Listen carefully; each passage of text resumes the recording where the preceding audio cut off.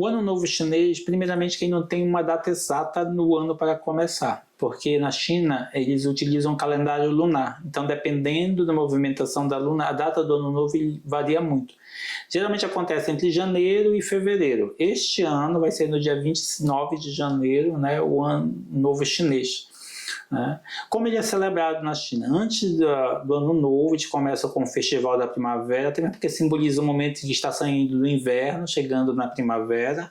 E ele simboliza, na realidade, um começo, uma nova vida, né? Fartura, é o momento de plantar novamente. Durante a festividade na China, durante 2 semanas, é um feriado nacional, tudo é fechado para que as pessoas... Nas 2 semanas? 2 semanas, tudo é fechado para que as pessoas possam celebrar. Claro, as coisas essenciais como hospitais, outros funcionam, mas escola, universidade, banco, embaixada, tudo é fechado. E até mesmo porque é uma grande movimentação na China que eles vão visitar os seus parentes. Então, é bem semelhante com o nosso. Assim como no Ano Novo e Natal nós queremos passar com nossos familiares, eles também fazem isso. É um momento em que eles utilizam muito essa questão também de enfeitar suas casas, limpar a casa toda para um ano novo. A gente vê semelhanças como a gente, pegar o que é velho e jogar fora, que eu não estou mais usando, colocar coisas novas, utilizar roupas vermelhas, utilizar os fogos, até mesmo porque o Ano Novo Chinês tem uma lenda na China que diz que o Ano Novo começou porque existia um monstro chamado Nian, que ele vinha das águas e matava os animais e matava as pessoas. E as pessoas com medo faziam os adultos e as crianças fugirem para as montanhas à noite para que o monstro não atacasse. E na lenda chega um dia que aparece um velho mendigo que diz que ele sabe como espantar o monstro, que ele tem medo da cor vermelha e de barulho, então ele ensina eles a fazerem fogos para lançar. Então assim eles usaram isso para espantar o monstro Nian. Por isso que na verdade em chinês Nian também significa ano. E aí por isso que eles enfeitam todas as casas com cores vermelhas e também com fogos para simbolizar essa questão de espantar o monstro, a destruição, para que tenha um novo começo. Um dos pontos principais, como qualquer celebração no mundo, a comida sempre está, né, faz base. E aqui no Instituto Confúcio, como nós estamos realizando também o Festival da Primavera com várias atividades, oficinas para que os alunos aprendam sobre as roupas, sobre a culinária, sobre a música, o que está relacionado com essa celebração. Hoje os alunos estão participando da atividade aprendendo a fazer o Chao Si, que é o bolo chinês, né, feito com carne, que também na realidade pode ser carne, pode ser vegetais, que é o bolo simbólico muito utilizado na China para celebrar o Ano Novo. É muito comum eles cozinharem e os familiares comerem. E é bem interessante porque, apesar de nós estarmos em 2 continentes bem distantes, a China está do outro lado do planeta e o Pará está aqui, mas a gente vê muita semelhança entre a nossa cultura paraense e a cultura chinesa. Por exemplo, hoje nós temos na nossa cultura, se você tem uma dor de barriga, eu posso lá no Ver o Peso, compre uma planta e faça um chá para você. Na cultura chinesa também o chá, além de ser algo que eles tomam diariamente, é muito utilizado para a saúde. A gente vê muito essa utilização de ervas, tanto para a perfumaria quanto a saúde, muito semelhante ao que nós usamos aqui na Amazônia. Um outro ponto também que é muito comum da nossa cultura, com a cultura chinesa, que eles têm o Festival do Barco Dragão em junho. E casou muito porque, por exemplo, para nós paraenses, os rios são nossas ruas. Nós utilizamos muito barco para transporte. Então é uma semelhança muito legal que eles têm o barco, na verdade, como uma celebração e também como meio de transporte na China, muito utilizado aqui. E nós também fazemos a celebração do Festival do Barco Dragão, onde na verdade é outra similaridade que nós temos, ou seja, utilizar o barco com movimentos, as ruas sendo os rios, né, os riachos. Então é uma outra semelhança. E também a própria questão da culinária. Eu sempre digo, os alunos quando começam a fazer o teatro, professor, peça de bolinho que a gente faz. Pois é, mas é uma versão chinesa, então, né? E é interessante porque esse bolinho que a gente faz, eles cozinham. Na verdade, para o nosso gosto aqui, a gente prefere ou que seja assado ou frito, mas existe a versão também que você pode fazer o frito. Então, essas semelhanças que vão acontecendo e que nós usamos também para poder mostrar que, apesar de estarmos em lugares distantes, há muita semelhança entre nossa cultura e a deles. Há diferença, mas também há muitas semelhanças que nós devemos respeitar. Nós sempre ensinamos os nossos alunos, né? Não existe cultura melhor ou pior. Esses estereótipos somos nós que criamos. As culturas são apenas diferentes. Nós apenas temos que respeitá-las, apenas isso. Né? O que é diferente para nós na cultura chinesa, também eles olham para a gente, pode ser diferente, mas a gente percebe que há o respeito pelo outro. Então, é isso que nós mostramos. Nós sempre partimos de, vamos ver o que nós temos de semelhante, e vamos ver também nossas diferenças. Assim como nossos alunos aprendem com essa questão da culinária, eles também vão aprendendo com a gente. Por exemplo, nós temos muito... os professores chineses que trabalham aqui com a gente, eles ficam apaixonados por açaí quando eles provam. Eles adoram açaí, eles gostam muito de vatapá quando eles experimentam nossas comidas típicas. Por exemplo, uma coisa que eles gostam muito é unhas de caranguejo.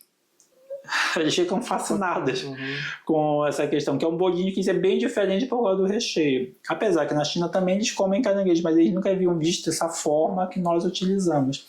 Então essas semelhanças, né, que nós procuramos ver entre as culturas, é isso que nos aproxima. Não é somente... E nós também temos a questão, sempre trabalhamos com nossos alunos, não é aprender uma língua por uma língua. Você nunca consegue aprender a língua de um povo se na verdade você não estudar sobre a cultura, significado, né? Então é por isso que nesse festival nós mostramos o significado de cada coisa, roupa, comida, bebida, enfeite, decoração, para que na cultura chinesa tudo tem um simbolismo, né? Um significado especial, para que a gente também possa entender. Um exemplo bem claro, por exemplo, para nós ocidentais, o vermelho sempre representa para a gente ou paixão, ou tesão, né? Sempre ligado a Para a cultura chinesa, o vermelho não tem nada a ver com a cor política, muito colocado, mas na verdade o vermelho na China representa vida para eles.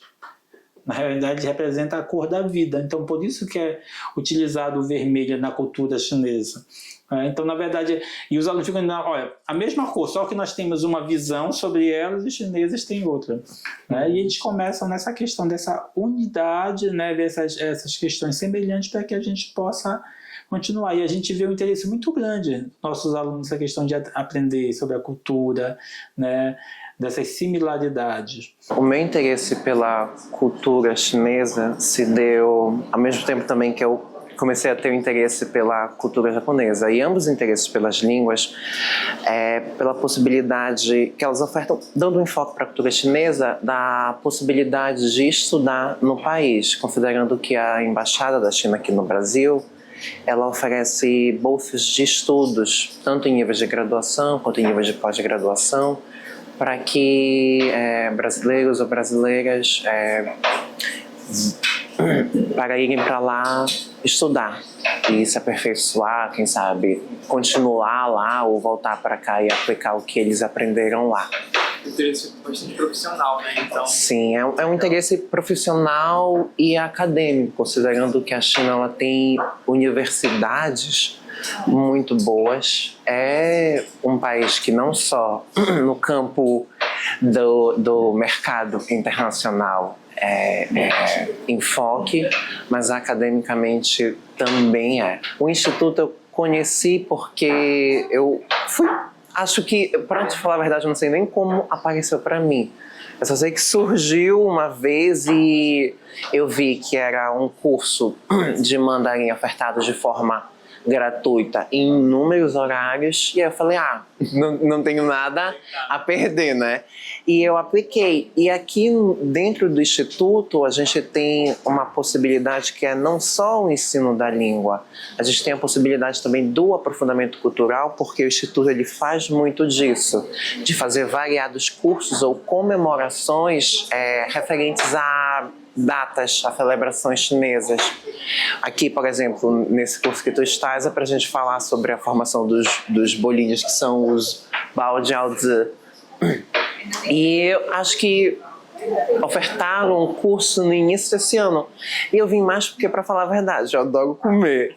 E eu adoro essa comida em específico. Mas também para ver e conhecer mais como é que é produzido. E eu gostei muito porque a forma de produção, tanto da massa quanto da proteína usada, ela não é tão dificultosa. Então é uma coisa que dá pra gente fazer na nossa própria casa. Você não precisa nem ter querer estudar a língua ou a cultura, porque é uma forma de cozinhar muito fácil. Tudo começou porque a minha família mora na China, né? Eu tenho um familiar que mora na China.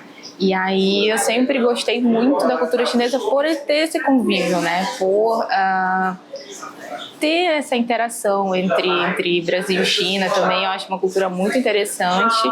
Então a família também me introduziu a gostar muito disso, né?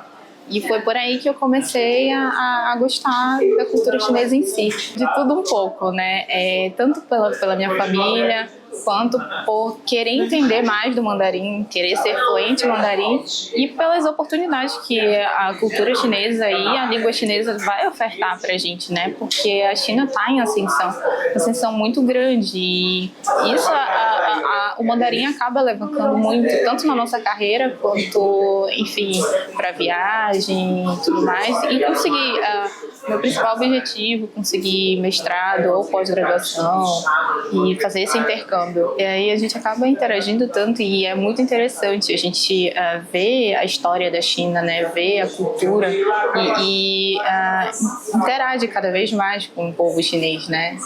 Tanto os professores e a gente acaba que tem um acesso maior ao país, né? Eu acho que o paraense ele é bem abrangente, assim, ele acolhe outras culturas, né? Nós temos uma cultura muito forte, mas também acolhemos as pessoas, né, em geral, e a cultura chinesa, ainda que não tão visível, mas é bem presente aqui em Belém, né? Comércio, a gente vê muita coisa. Então, eu acho que os chineses estão começando a fazer essa integralização entre o paraense e o povo chinês.